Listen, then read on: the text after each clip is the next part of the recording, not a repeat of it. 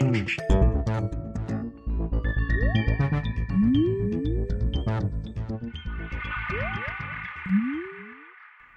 everyone, and welcome to The Vortex, where lies and falsehoods are trapped and exposed. I'm Michael Voris. So a war has broken out among Catholics over the issue of the Bishops' Conference scandal of funding groups that are pro-abortion and pro-same-sex marriage, not to mention pro-contraception, pro-euthanasia, pro-population control, pro-Planned Parenthood, in short, pro-Democratic Party platform agenda. In the latest issue of U.S. Catholic, which is not really very U.S. and hardly Catholic, an editorial attacks Catholic convert Diehl Hudson for his stand on the Bishops' Conference scandal. His stand? Simple. Stop funding groups that support abortion and the above-mentioned ills. That seems pretty simple, but oh no, the staff at U.S. Catholic feels it necessary to bring up the fact that Hudson has a long history with the Republican Party and is a committed political conservative. In fact, in an audacious claim, the rag seeks to suggest that the whole business of pointing out the Bishops' Conference scandal is nothing more than partisan politics. Allow me to quote them. Quote, "This is about politics, pure and simple, not correct interpretation of church teaching," end quote.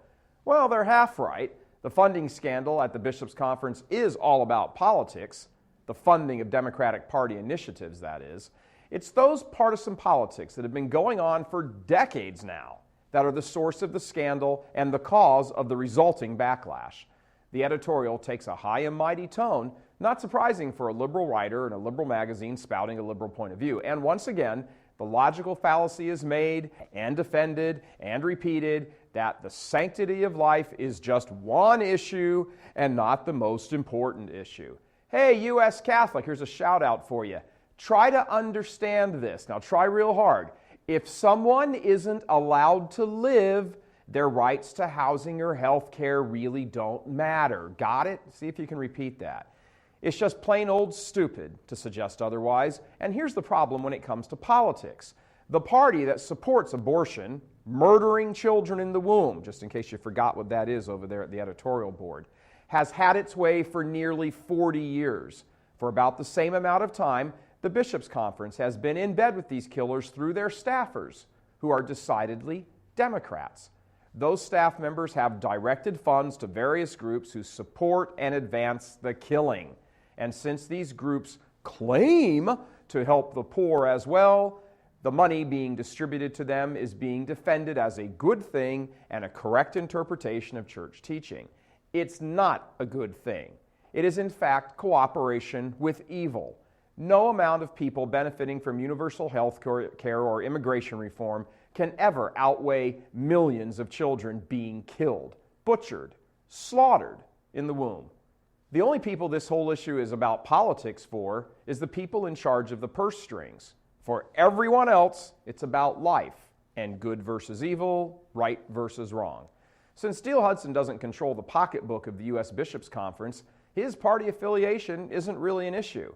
Since Democrats do control the finances of the U.S. Bishops' Conference, their party affiliation absolutely does matter. When U.S. Catholic writes an article examining that aspect of the story, then perhaps it will be worth the read, because then there will be a story. In fact, speaking politically, that precisely is the story. I'm Michael Voris. Please help us keep delivering these kinds of messages that so desperately need to be heard and acted on. Join RealCatholicTV.com today as a premium subscriber. Become immersed in the faith established by Jesus Christ. The Catholic Church is the only hope against evil because that is its God-given mission. As our Lord said, apart from me, you can do nothing. Join RealCatholicTV.com today as a premium subscriber and come to learn and love Christ more deeply.